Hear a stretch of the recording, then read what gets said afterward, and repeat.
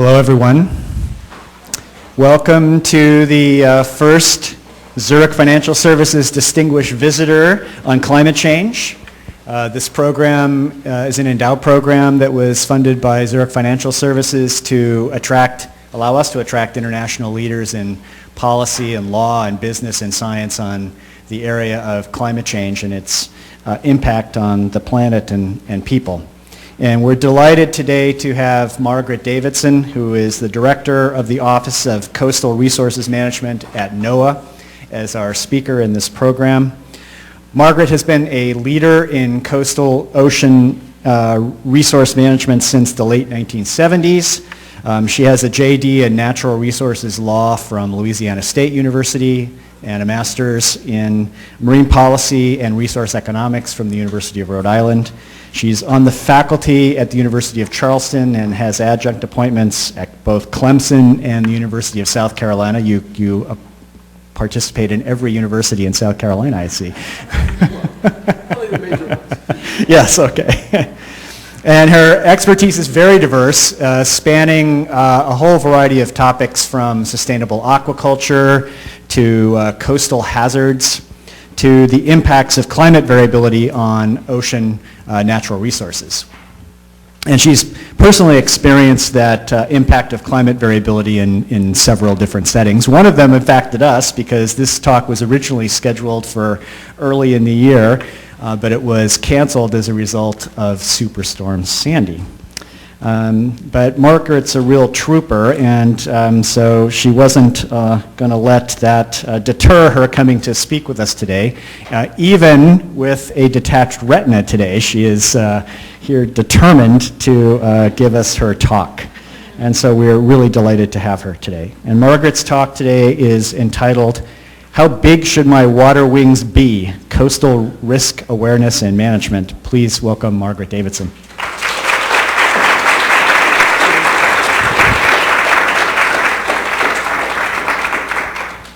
So, can everyone hear me all right first? Okay, thank you. I didn't actually intend to be here doing my best impression of Johnny Depp. So, forgive me if I'm going to be a little challenged here.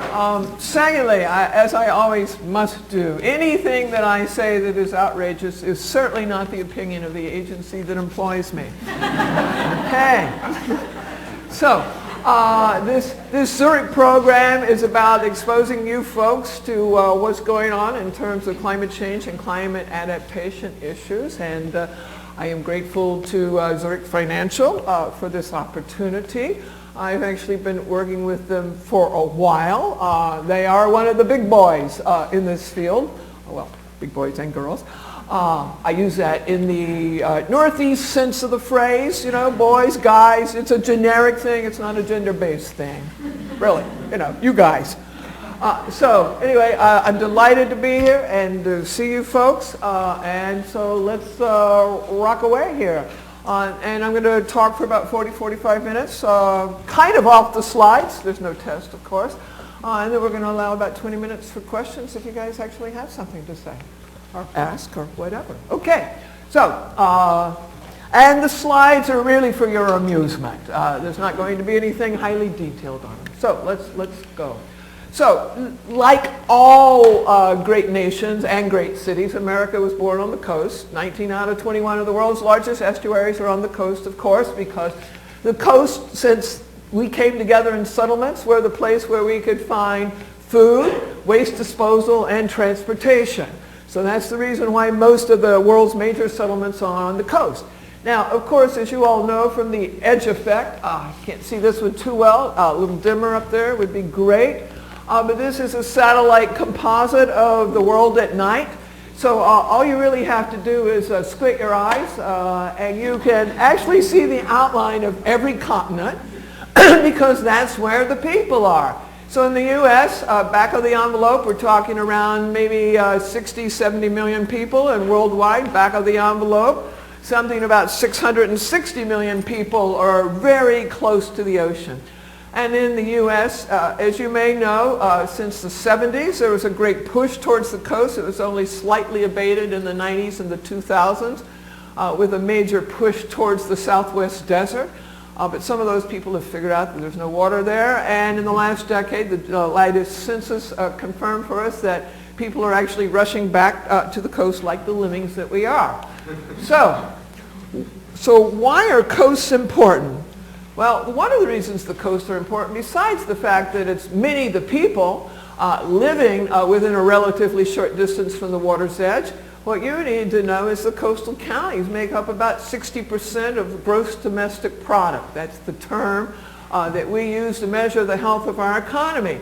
So most of the nation's economic activity is taking place right at the water's edge, and as I will show you, we actually drive even more than that, of course, because there are three principal water-dependent uses. The first one is ports. In fact, 90% of almost everything that America consumes comes from someplace else, and it comes through a port. This is actually a map of truck flows out of the port of New Orleans. And it can show you that even if you're in Nebraska, you care what happens in the port of New Orleans. And I like this because even before I only had one eye, I could look at it and it almost looked like a hydrology map from USGS as well. So keep that in mind. That's a very important issue. The other two truly water-dependent uses, of course, are the Navy and the Marines. And that's one of the reasons why the Navy is leading on issues related to climate change for this country at the federal level. So we are a coastal nation, even if we're waiting to get our seafood up in Omaha. And of course, we all love the coast. You guys know this. It's a terrible vista you've got right out there. In fact, we're actually in some places loving our coast to death. I'm sure a number of you are working on marine pollution issues or marine debris issues. So with the people and with the economic activity comes everything else that we bring with ourselves, of course. But here's this little convergence between what our heart's desires want us to do, have a great vista, and what Mother Nature is telling us. So in the last couple of years, on every continent and in every category of natural disasters, we've had record-breaking years. And back in the time of Katrina, the dark ages of a decade ago, we talked then about how we were going to have the mega billion-dollar disasters on a regular basis. In fact, in, 2009, which was actually the 70th anniversary of the Long Island Express, which was a major storm to hit New England, there were a series of papers that showed if a storm like that were to hit the Northeast, it could be a $50 to $100 billion storm. And I'll get back to that one in a minute, because it turns out we were right. But what you can see is that as we plotted along, not only is there a greater frequency in extreme events, and I'll speak a little bit more about that, but there's also a greater cost associated with it. Now, some of that, of course, is a part of the changes in dollar value and the changes in property values, even with the last 6 years, but the rest of it is just straight up cost. The other thing you also need to know is that when we report on the costs of a particular event, like Sandy, those costs are only the privately and publicly reimbursed costs. So whatever Zurich pays out, State Farm, Allstate, Nationwide, as well as the flood insurance program and some continuity of business stuff out of the Small Business Administration and some other things. What is not included in that are social and environmental costs. A study by the Heinz Center about 15 years ago said that if you have a $20 billion disaster as reported, then it's probably, once you include in those other costs, it's probably closer to a $40 billion disaster. But I'm going to assume that at a place like Bren, you already know about the challenges of shadow values and how do we account for these kinds of things. And this is actually a really important topic because here's why it's important. Environmental costs, I'm going to assume you all know a little something about that topic. How do we measure it? How do we prove it? How do we monetize it? There's that. Social costs. So what are we talking about? We're talking about the increase in domestic abuse and mental health centers that occur right after a major event. They spike and then they'll continue for 2 to 3 years afterwards, and nobody reimburses that local community for those recurring costs. Not Uncle Sugar, not the State House, those are local costs. So even as those local politicians are sitting there saying, oh, we're not so bad, look at all the construction activity that we've had after this event, look at all these revenues coming in, at the same time social services are really struggling.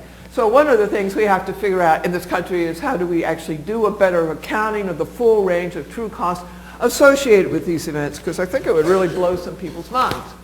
So, risk. What is risk? Well, risk is actually a very individual thing. It's of course a function of where you are geographically and culturally. It's also a function of your geomorphology and a function of your exposure to Mother Nature. So let's talk a little bit about that. First of all, geomorphology. This is a USGS map. I notice it is stronger on the East Coast than the West Coast. You'll forgive them for that. We'll talk to the guys up in Menlo Park about that. Function of geomorphology, so if you're up in New England, you're a little less concerned about shoreline erosion than from the mid-Atlantic through the Gulf of Mexico. And then in California, it's a mixed bag, depending upon which one of the 7 Californias you're in, and how erosive your cliff is. And so it's a little different situation here. And then if you're in places that are uplifting, so in portions of the West Coast and portions of Alaska, it's less of an issue than the subsiding erosive coast. So part of it is just your geomorphology. What kind of coast are you on? And what are the other forces affecting it? If you're in a place like South Louisiana where it's nothing but grass, it's also had a lot of human-related insults, your erosive factor can be even substantially higher. And this is some of the latest data off of South Louisiana, which is eroding so much faster than we thought it was, even just a few years ago. They are actually toast. We've been speaking of them for years as the analog for understanding the impacts of sea level rise, and they are actually good for that. However, they're not a great analog for understanding how one might address the impacts of sea level rise. We'll get back to that one too. And here's another thing. It's also a function of what is your population. So social vulnerability. How many elderly, poor, sick, disadvantaged people are there? That's part of your exposure to risk. If you're all rich and you can get the hell out of Dodge, or you can afford to rebuild or whatever, it's not as big of a deal as if you're on a limited income or no income, or if you're an elderly person who has 3 pets at home, because even the most progressive of shelters only allow 1 pet. What if you're one of those little old lady hoarders who also keeps all the cats and stray cats and dogs? Where do you go? And you laugh, but this has been a real issue, not just in South Louisiana, but in every place. And then, of course, if you're also in New Orleans and you happen to live in a geomorphological bowl, you also have challenges as well. But for the last decade, so I'm from the Gulf Coast. I grew up in Texas. I spent most of my professional life in enlightened places like South Louisiana, and Colorado, and Rhode Island, and Thailand, and D.C. But for the last decade, you know, I've listened to a lot of people talk about what a bunch of dumbasses we rednecks from the Gulf were for living where we lived. Now, I will tell you, we weren't actually that big of a dumbass. Because until fairly recently, the last 20, 25 years when I was growing up, you didn't actually spend a lot of money on your residence or your property at the beach. In fact, when I was growing up, it was really much more of a plywood kind of construction. And if some storm came through, you'd get your cousins and friends and a keg of beer and have a seafood cookout, and you'd take care of the problem. But what we have seen in the last, well, 2 things happen.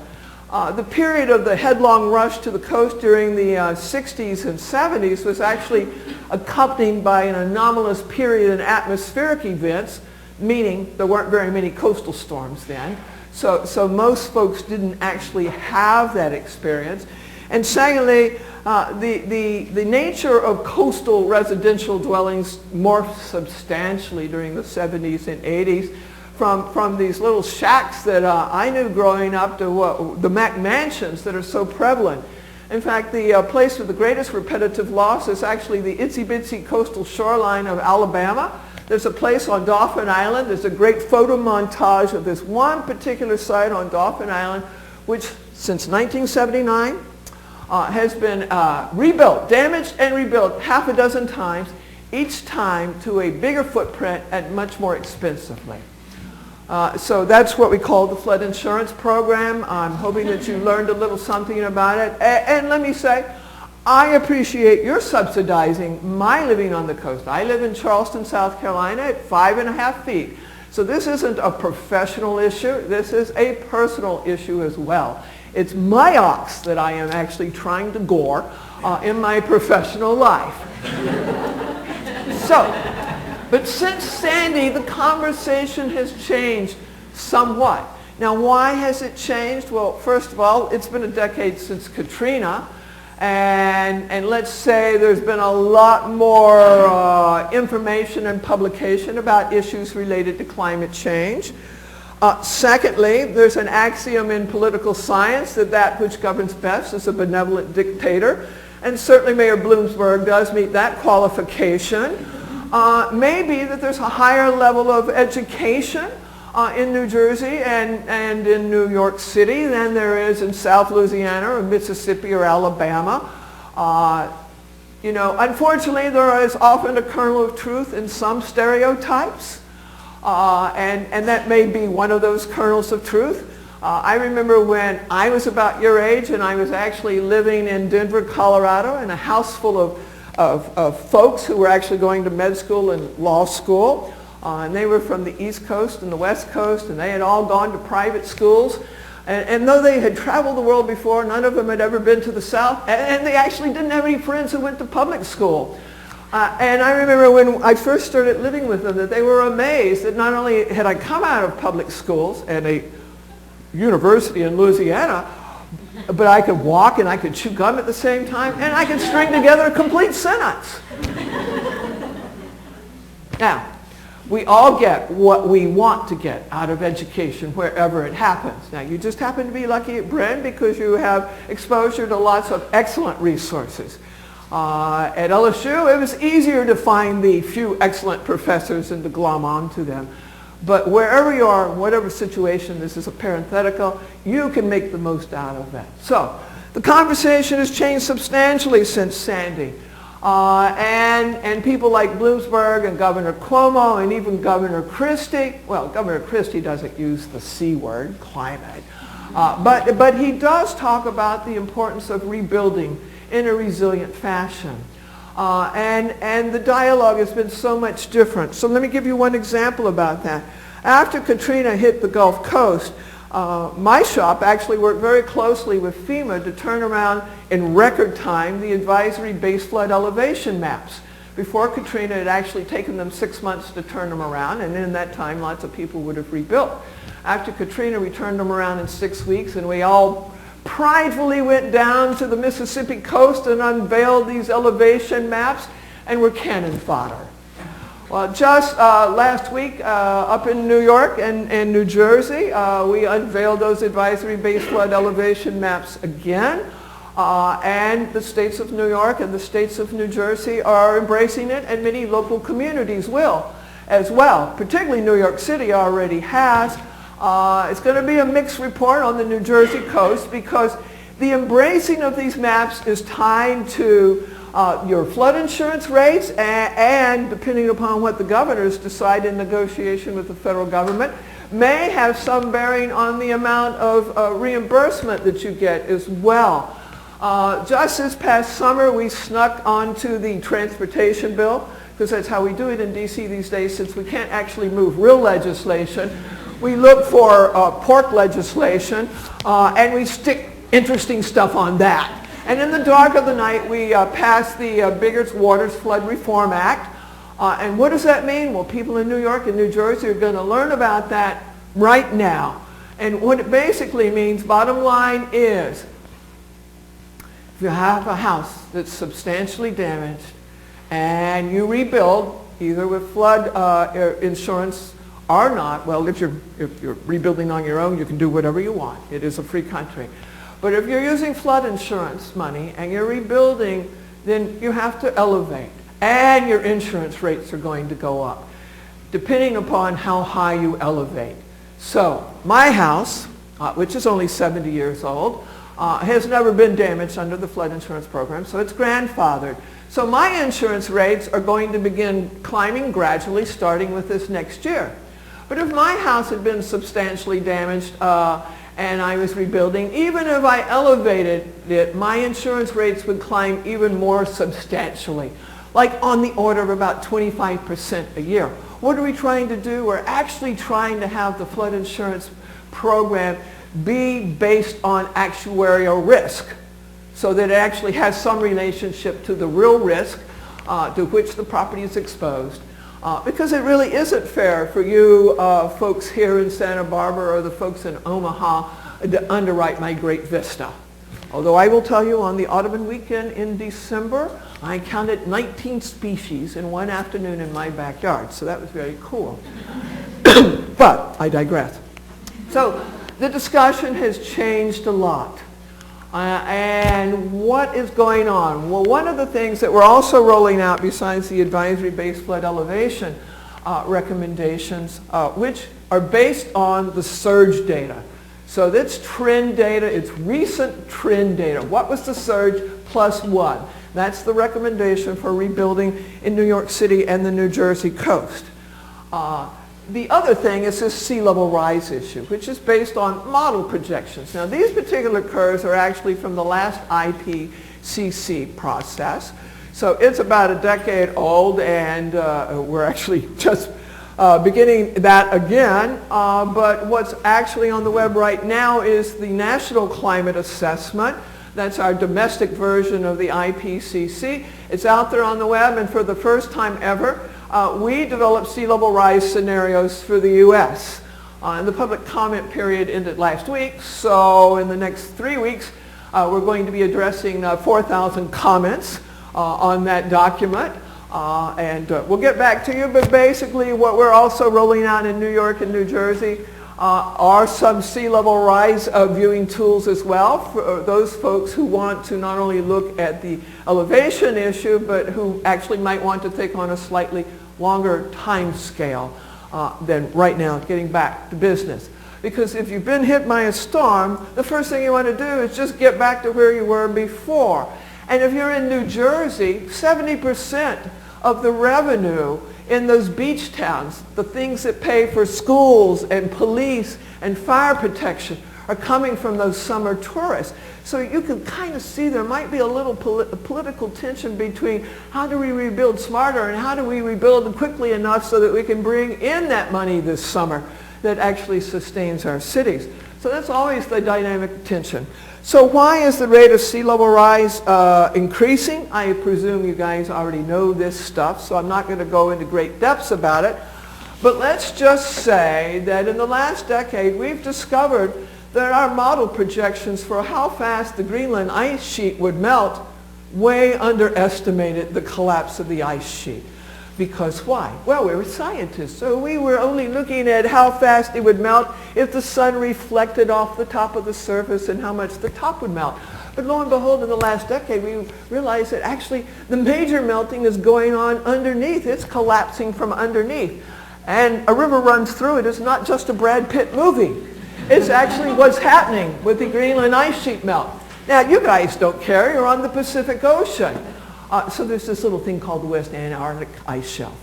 Now, for you, sea level rise is actually a little less troublesome of an issue than it is on the East Coast because, first of all, this ice sheet is collapsing rapidly. And complete collapse of this ice sheet could actually raise the height of the Atlantic Ocean by about 5 meters. And the Atlantic is actually a small and relatively shallow bathtub compared to the Pacific.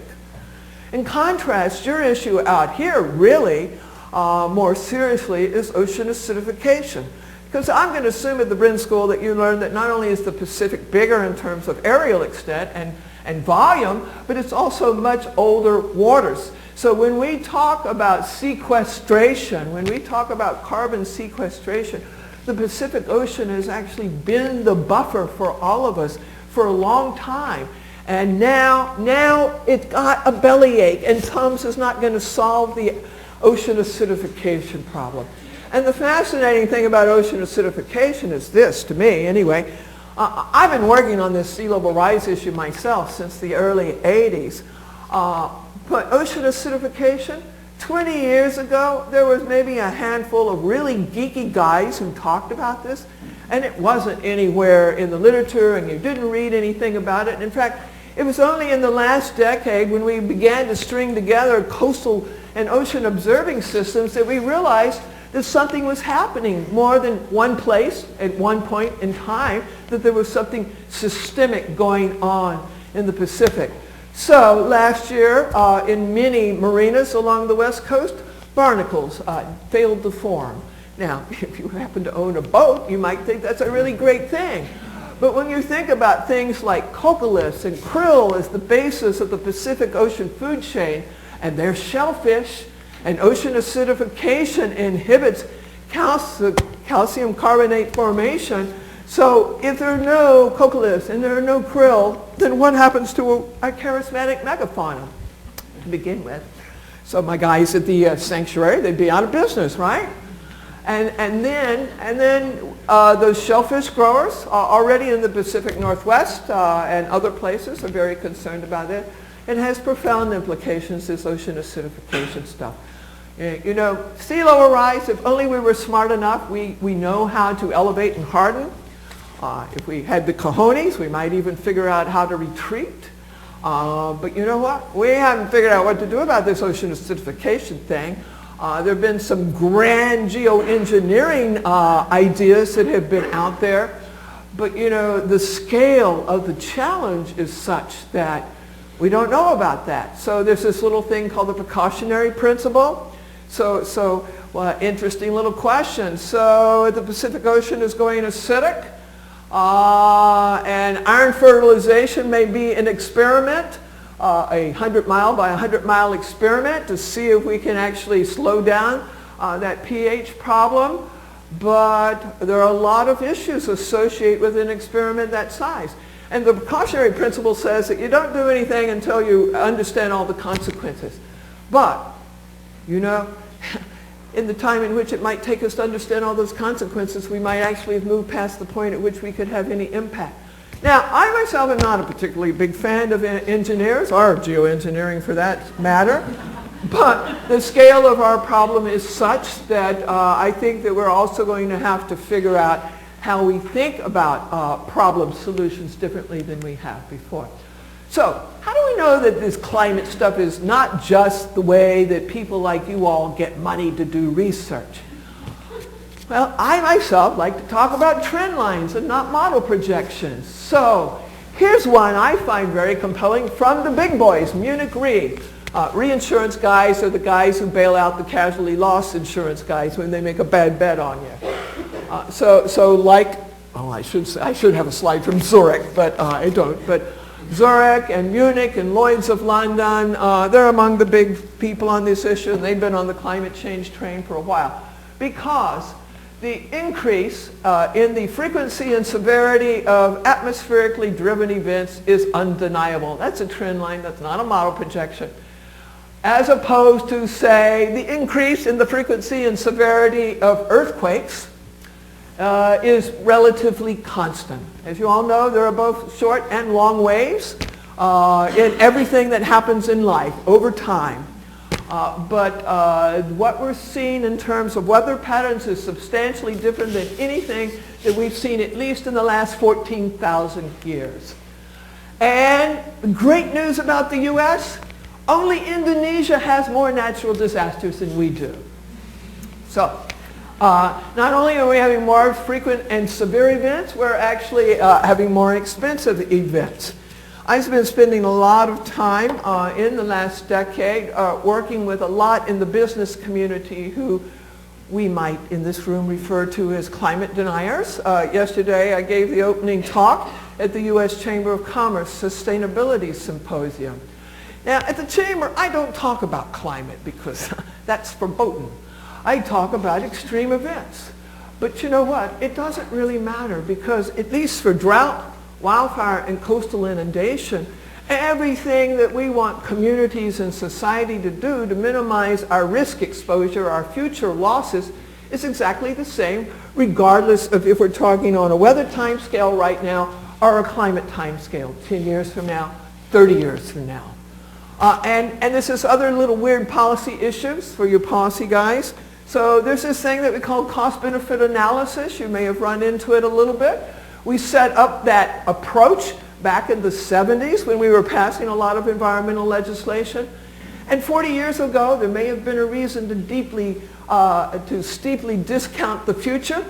That's no longer the case. Our knowledge set has evolved dramatically in the last 40 years. And one of the things I think we really need to do in this country is also rethink how we approach cost-benefit analysis. So how do you begin to change the public's mind when there's been such an active campaign to say that we are all wackadoodle, those of us who talk about climate? Well, first of all, you recognize that as people in the scientific community and people in the public sector, you really don't have much status on this issue.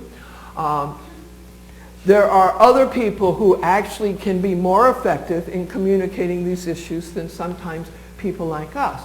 And that sometimes the easiest way to lead people to new thought process is not necessarily with words. It can actually be with pictures, simple tools that they can use themselves. This was actually developed for a slideshow that I did more than a year ago, and I talked about when the Long Island Express of '39 would recur again. We now call that Superstorm Sandy.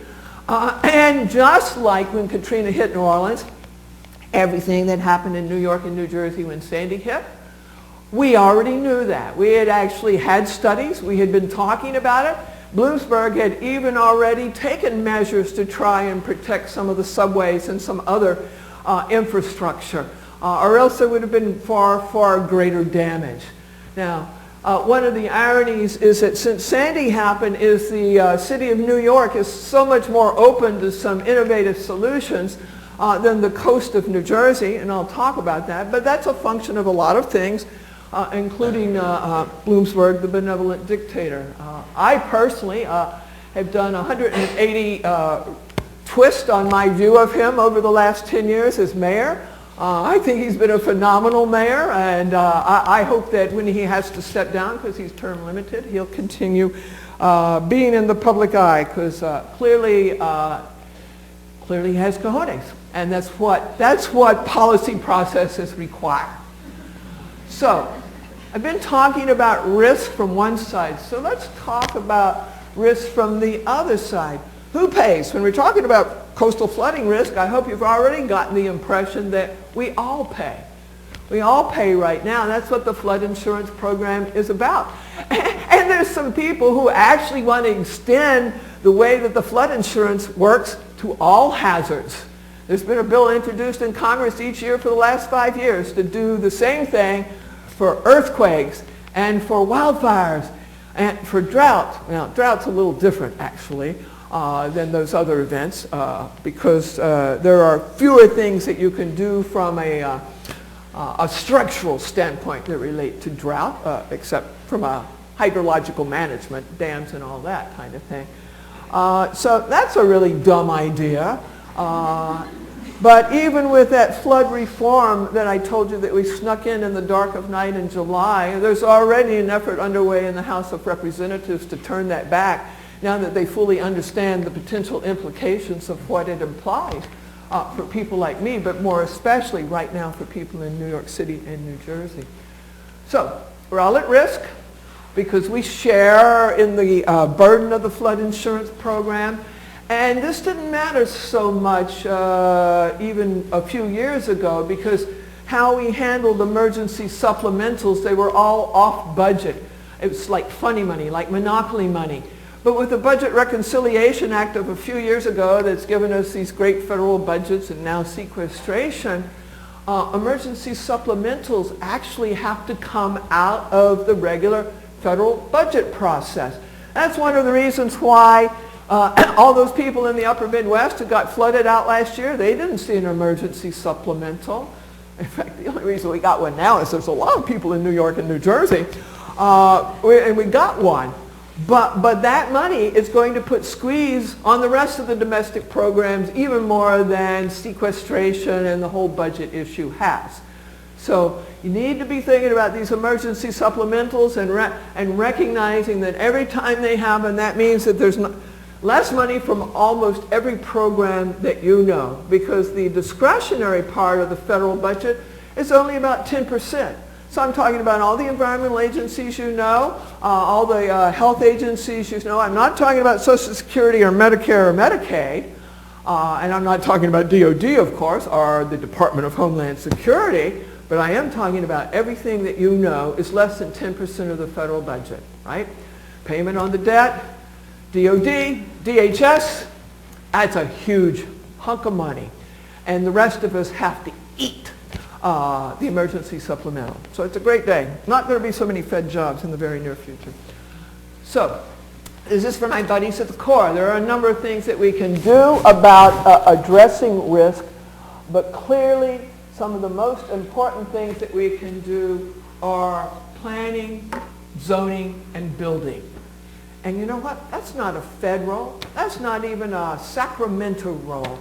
That's entirely the province of local government. So the good news is that in the absence of national leadership and in the absence of most governors leading on this issue, there are over 1,000 mayors who in the last decade have signed on to the climate compact in this country. And that's great, because how we're going to affect our future exposure is at the local government level. And that's the level that I would encourage you to focus on, because that's where the most meaningful decisions are in fact being made these days. So we can do these through structural, non-structural, we can do it through insurance. A lot of people say, well, why don't we just raise the cost of insurance? Well, it's this simple. Most state insurance commissioners are either themselves elected or they're appointed by elected officials. And how many states besides Governor Moonbeam get elected by saying, I'm going to raise your taxes, I'm going to raise your utility rates, I'm going to raise your insurance rates? It's usually a death knell for your political career to say those things these days. So raising insurance is a challenge unless we can do it in the dark of night. So there are other things that we can do, but planning, local planning, zoning, and building codes are where it is at. And how much it costs to adapt to climate change also is a function of where you're at. So if you're in Maryland, which is at the top of that list, this is the insured value of coastal properties by state. Well, there's actually, on the coastline of Maryland, there's actually not a lot of folks. They tend to want to be within commuting distance to DC. In contrast, look at New York and Florida, who are at the bottom of the list.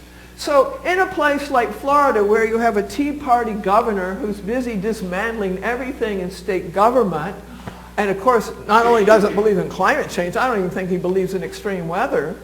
5 counties in South Florida have gotten it together, and they've gotten themselves some Fed money, they put together county money, and they're moving out on it. And why? Because it's very palpable. I mean, once a week I get an image sent to me of Highway A1A underwater, because A1A is the lifeblood from Miami to the Keys. If you're standing in Miami, it's easy to tell what a low-lying place that you're in. So they're taking it very seriously in the south of Florida, even not in Tallahassee. So some states actually happen to be more endowed than other states. California, well, you do know that we do refer to you guys on the right coast. We refer to you guys on the left coast, of course, as the granola state, right? Fruit, nuts, and flakes. But when it comes to this climate issue, you guys are way out ahead. You even had the Goobinator on it, right? But you also have local communities who've been working these issues for the last decade and doing some very cool things. Seattle has also been a leader in this issue. In fact, if everyone were more like you guys, well, except for Orange County, who knows how far we could get on this issue. Because the way I like to talk about this issue is we're avoiding future costs. Now, if you who've studied this area know that, first of all, it's a challenge to monetize avoided costs, right? And it's even harder to figure out how to market avoided costs.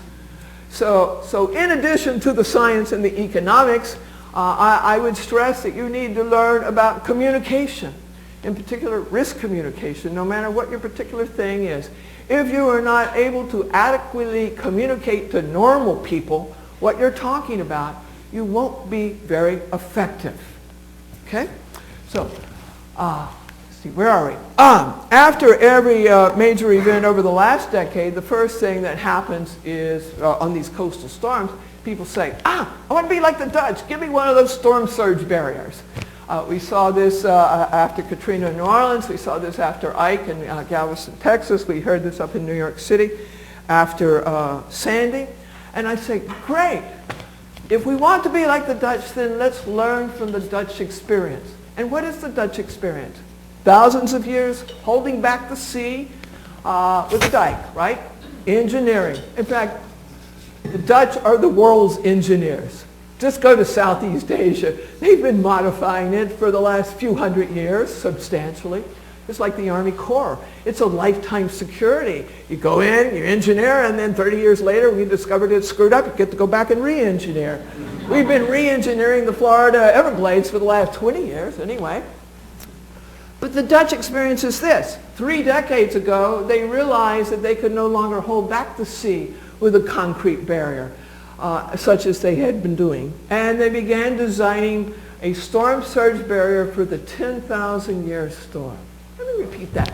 The 10,000-year storm. We can't even design a levee for the 100-year storm in this country, and the Dutch are designing it for a 10,000-year storm.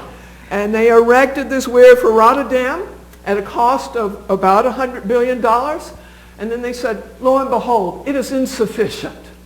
We cannot afford to protect all of the Netherlands like this. And what have they been doing in the last decade? Well, they've developed 2 new bus races. One is called Design with Nature, and the next one is Make Room for the River. And I like to joke, I have hopes for the Army Corps of Engineers because the generals have been over there 5 times in the last 5 years. So maybe it will yet happen. So what the Dutch are doing is this. Offshore, they're developing what we would call underwater berms, rills, to slow down the waves coming in. They're remediating and restoring wetlands where they have them. They are putting up earthworks. They're also elevating and hardening critical infrastructure that is in the highly exposed zone. And they've begun a process by which they're moving people out of low-lying marginal areas that they can't afford to protect. So that is the Dutch experience. Okay? It's what us wonks call ecosystem services, if you happen to be ecologically trained, or green infrastructure, as this slide says.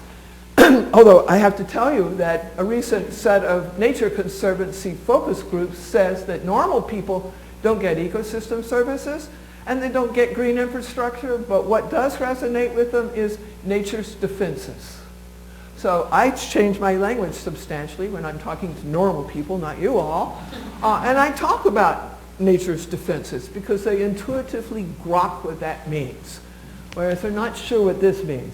Now what this is about is the fact that we need to take a systems approach at a landscape scale to designing both gray, concrete, and green infrastructure. Right now the way it really happens is like this. The boys who pour concrete, be they the Department of Transportation or EPA with water and sewer funding, or HUD with housing, or the Army Corps with navigation and flood protection works, are major real estate developers. They got their plans for where they want to pour concrete. And us poor schleps in the public sector, we go into a pre-permit hearing, and we're looking at their plans, and they've already made their plans. They've spent a lot of money on architectural and engineering drawings. They probably spent a lot of money on lawyers. Thank you very much. And all we're doing is literally and metaphorically negotiating at the margins, how to make it slightly less devastating to Mother Nature.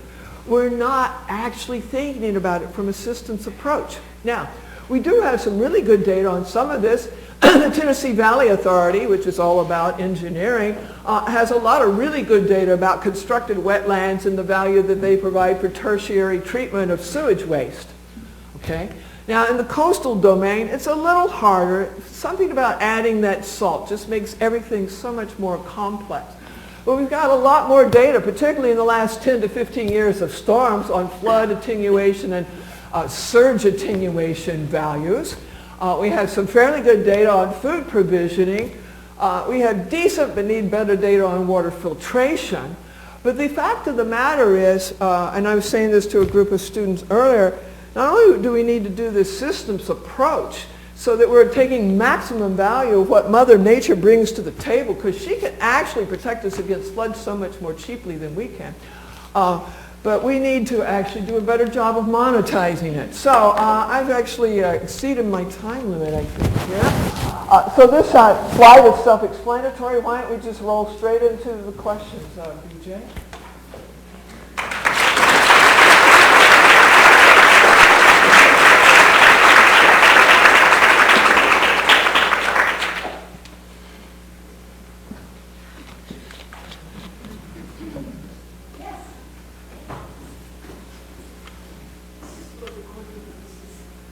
Yes, we're all going to be recorded for posterity. Great talk.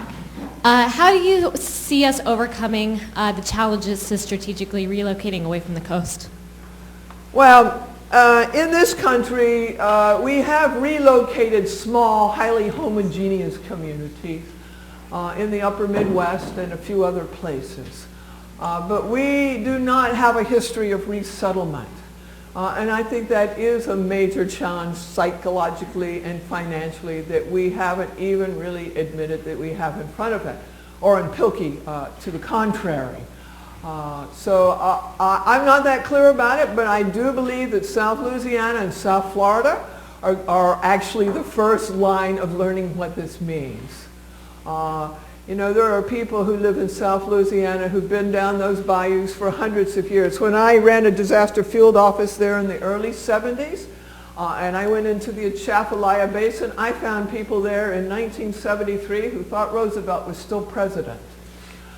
So these are people who are culturally, economically tied to where they live, and yet they've seen it vanishing before their eyes for the last 30 years. And they still don't want to move, you know, because if you've lived in the same spot of land for hundreds of years, it's a big emotional issue. So I think that's our big challenge. And I think the way you do that is there's a whole body of social science that talk about the importance of trusted intermediaries, right? I made a little joke about how scientists and people in the public sector aren't actually viewed with a lot of respect these days. But I think that there is a way to work at the local scale with the people who run your town, at the chamber, with the Land Trust Alliance, at the Planning and Zoning Board. I think there are folks that you can begin to work with, and you bring them the facts. And I joke about the climate issue. It's kind of like golf. You have to play it where it lies. So if they don't want to talk about the climate issue, you talk about the trend line, extreme events.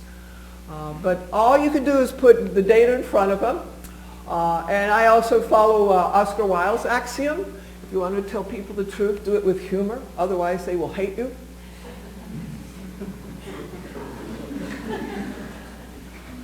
Other questions? I have a question about communicating risk. Is Yes. something you talked about, and in terms of where we should kind of concentrate our efforts. So in order to get people to understand risks, you have to understand it, and then you also have to be able to communicate it, those two different things. So which one of those do you think is more challenging? Communication.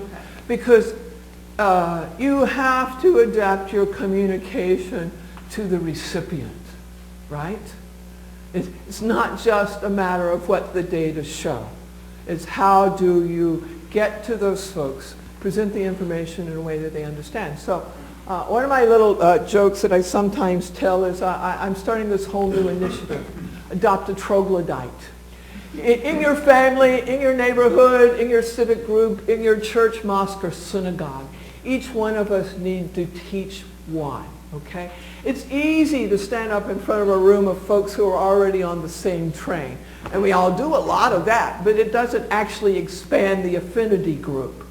It is only when you reach out to the people who are oppositional to yourself that you can actually begin to move the dialogue. And we all have someone like that in our family or our circle of friends. They may not be our closest relative or our closest friend, but just tackle the one that thinks of you as a normal, trusted individual. And if you can accomplish that, then move on to a slightly bigger target. Okay? That's how I recommend we grow the circle of trust, is by each one of us engaging at a very depoliticized way, right? Yes, sir. Thank you for your talk. I have to travel a lot for business internationally. I was wondering, in your own experience, are there any among the top 20 economies where the opposition party is still in public denial that we're facing a challenge in this area? Because I haven't encountered one. The debate in Europe and in Asia is not that there's a huge issue looming, but how do you deal with it? But when I'm in D.C. and up on the Hill, it's very hard to even have a discussion. Well, this is true. Europe has been much further along on many environmentally related issues. Of course, they've had a while longer to screw up things and figure out how to unscrew them. Although they have slowed down on some of their climate practices with the economic downturn.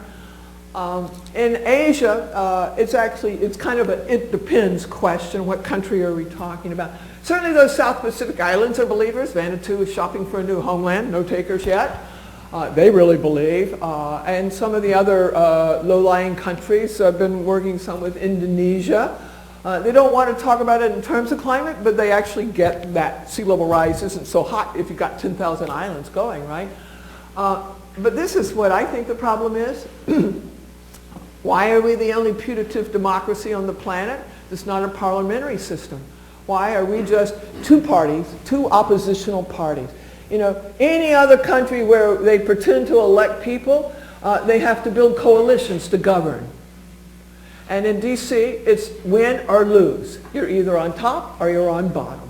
And oppositional politics has become what we're all about. So I told the young folks earlier, the way I often describe D.C., it's like NBA. There's a lot of pushing and shoving and not all hard fouls are called, and ties never count. And that's the problem with America, among other things. That's the problem with our politics at the national level. And that's why I've actually pretty much given up on the national things, and that's why I stress the local issue. So when you talk about the successes of Seattle and the granola state, are you talking about infrastructural changes or the attitude of the people, or what do you see as the biggest successes? D, all of the above. So in places like San Francisco and Seattle and Chicago, they've developed climate adaptation plans, and they're beginning to think in a different way about both where they site and how they construct critical infrastructure. And non-critical infrastructure, relocating it to higher or more defensible ground. That's what is happened in some of those places, trying to roll out those kinds of policies, because everything about where we put that infrastructure, roads, waters, and sewers, shapes where we all live. It's not us suburbanites who drive the footprint. It's our chambers of commerce and our state economic and our regional economic development authorities who drive our footprints with where they put our physical infrastructure. And that's what we have to change. And we're going to be spending a lot of money pouring concrete over the next few years. Indeed, we have to, or we're actually going to fall further behind in the world economic game. I think this is a great time to begin trying to affect how folks think about this. That's the reason I've engaged a lot with the Chamber in the last decade, because there's no community I've been in that they haven't been at the table that they wanted to be at the table, and in many towns they run the table. And the elected official is just their colleague. I was going to say something else, but but they often have picked out sites before anybody in the public sector has a clue. So a few years ago when we helped the Mobile Regional Economic Authority develop a new master plan, one of the coolest results out of it wasn't anything that I ever had imagined would happen, but they actually decided to change the preferential site for the new steel mill from inside the 10-year floodplain to the edge of the 100-year floodplain. And to me, that's what coastal resilience is all about, right? So Mobile will grow more in that direction than right on the water where they were intending it to be initially, because it had a really great view. So I really encourage you to think about local government if you can. Besides, I think there are more employment opportunities. There are more units of local government than there are of state government. Other questions? Or even go to work for the enemy, you know?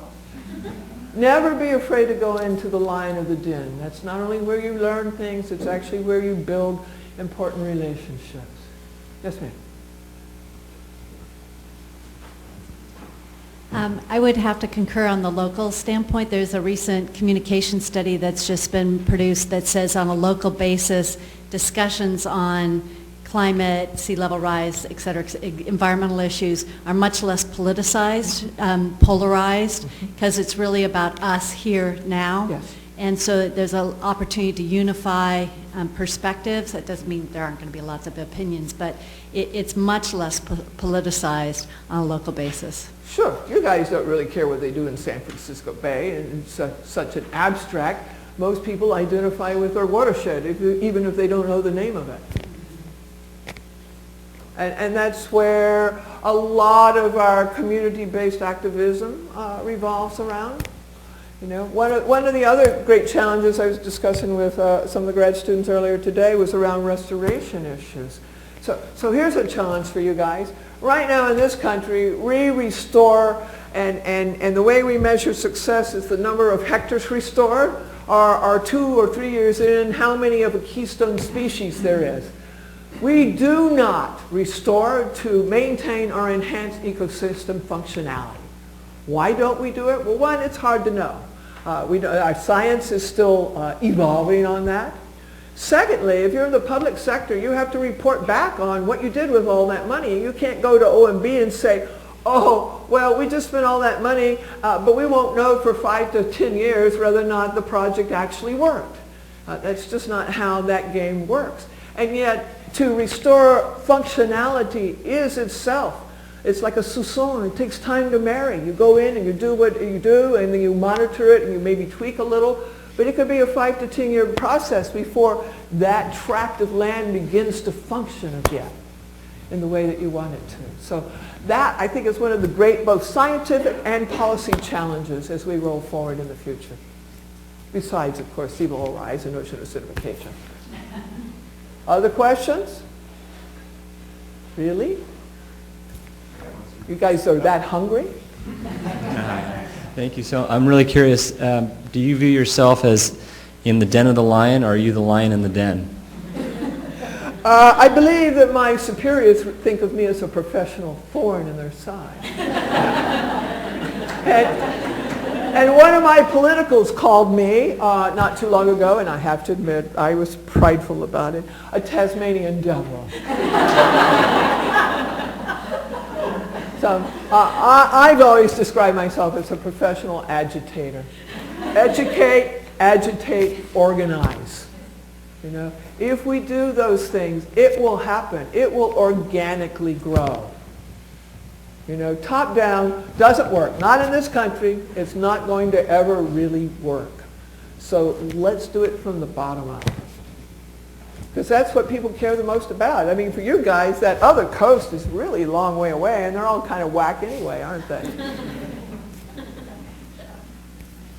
So make it happen. In your family, in your neighborhood, in your church, mosque, or synagogue, or your civic group.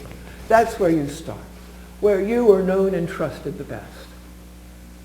And seek out people with differing views, always. Thanks. I just wanted to offer up an opportunity to learn about what the Santa Barbara region is doing about climate change. There's an event tonight at the Santa Barbara Museum of History about, it's titled Global Warning, How Santa Barbara Addresses Climate Change.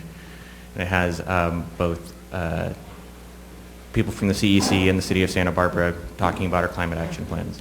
So that's something that interests anyone.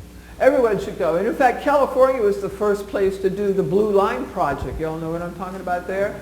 So in lots of communities, they actually drew a line of where the water might be under the scenarios, sea level rise scenarios.